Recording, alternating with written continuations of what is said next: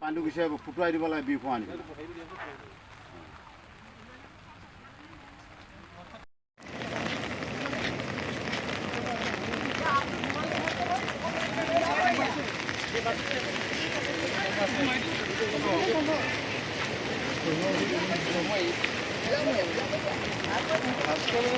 মই অহা নাছিলোঁ ৰাস্তা ফোন কৰিলে অহা নাই